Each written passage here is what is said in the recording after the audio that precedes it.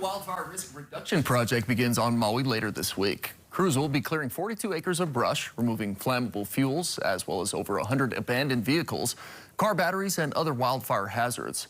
Work will be done along Hanoa-Pi'ilani Highway and Ukumehame, in an area officials say has seen 12 fires in the last 2 years. The county says the project could take up to 75 days to complete. And joining us now with the latest on Lahaina recovery is Governor Josh Green. Aloha and good morning, Governor. Thanks so much for stopping by with us. Thank you. You bet. So next year will mark 2 years since the deadly August 8th wildfires from back in 2023.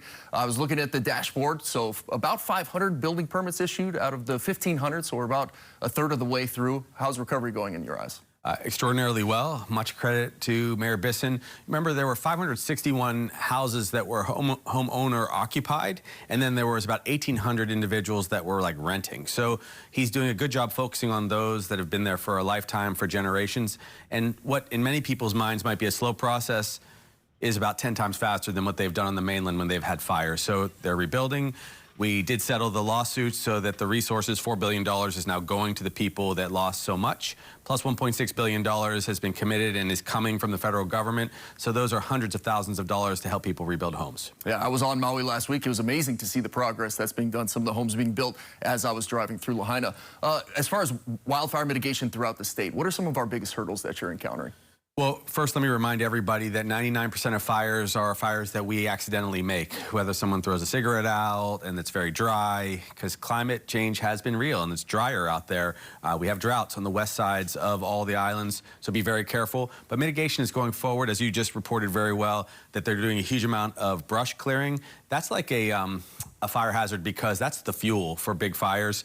So that's coming well. Also, we passed the climate impact fee, which means a third of those dollars going forward, sustainable, are going to go forward to fight wildfires and do kind of climate mitigation risks.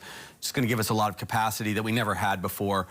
Plus, we had the fire marshal, and she is fantastic. So there's a lot of good things happening, but everyone, please be careful because we can stop these fires from starting.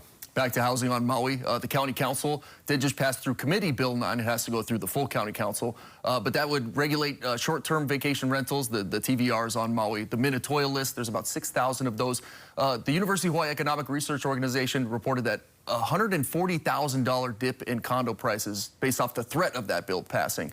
What do you make of that bill, and do you think that's something that could increase housing inventory throughout the state if it were to be implemented in other counties? It can definitely increase inventory. Remember, I actually signed the bill last year, which allowed the counties to determine their own future. We believe in home rule in our administration.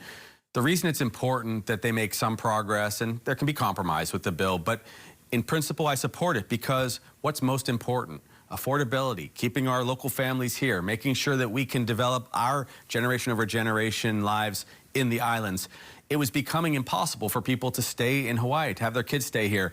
So I understand people will worry about housing values and prices, but also remember that 52% of all short-term rentals are owned by people on the mainland, not by our own local guys. So it's important we return housing to the inventory, and I give credit to the council and the mayor for working through this.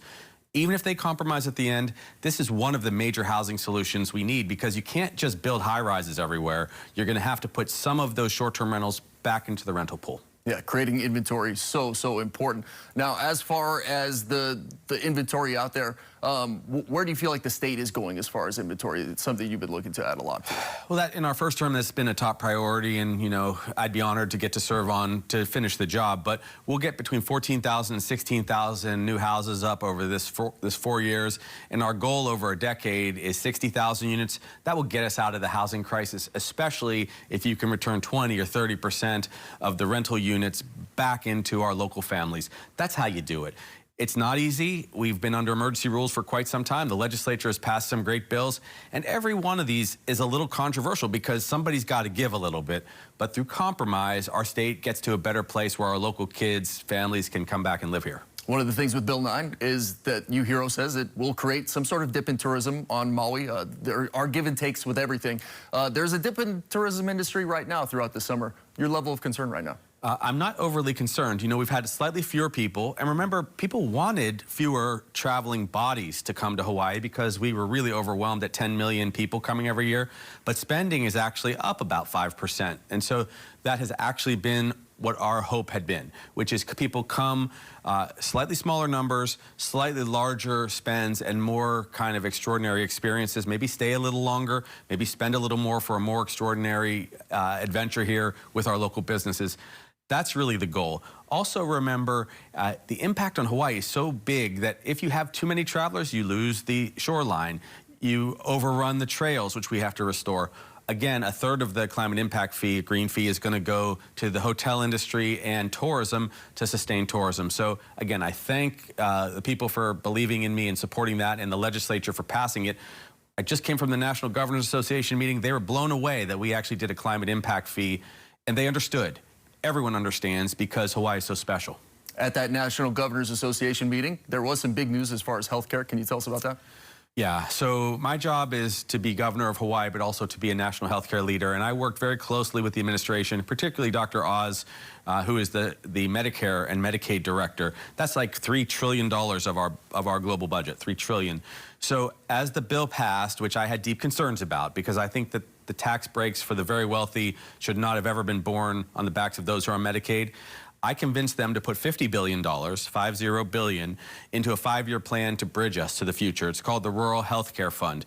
And what we'll do, it will bring $100 million to each and every state equally. That's $5 billion a year. The other $5 billion per year will now be through an application to help do loan forgiveness like we're doing in Hawaii, to do supportive community health centers, to shore up rural hospitals so they don't close as we bridge to the future on health care.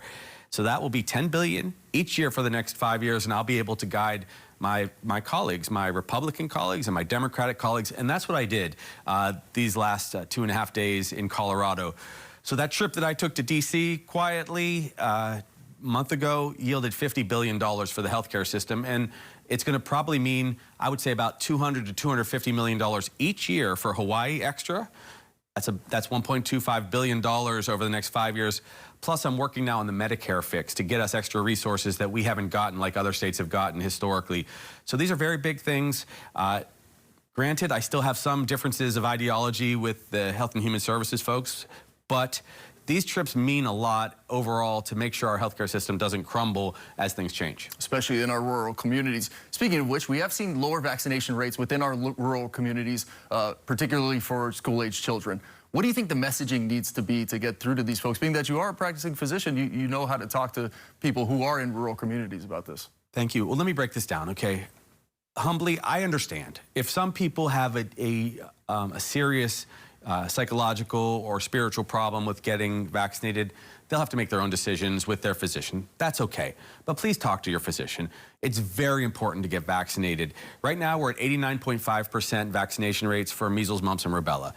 That's too low. We will see a surge in measles at some point in Hawaii. If you're not over 95%, you'll see cases come out. If you're not over 90%, you could see actually big outbreaks.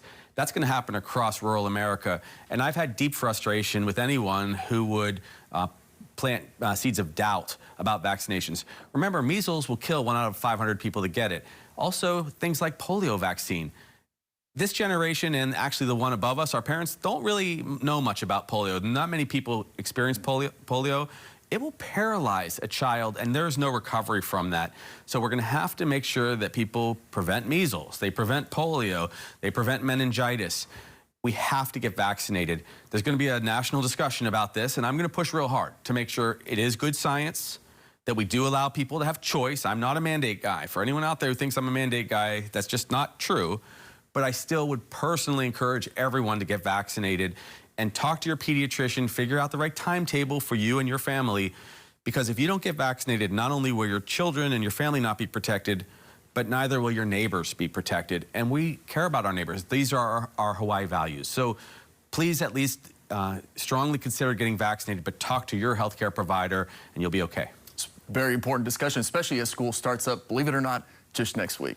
Blows my mind. We're taking our daughter off to college in a month, and so to all those parents who are doing that, I'm a little heartsick, but this is life, and we're going to get these kids coming back to Hawaii to be part of our society going forward, but it stings a little. Yeah. All right, Governor Green, best of luck with that, and thank you so much for stopping by with us this morning. Thank you.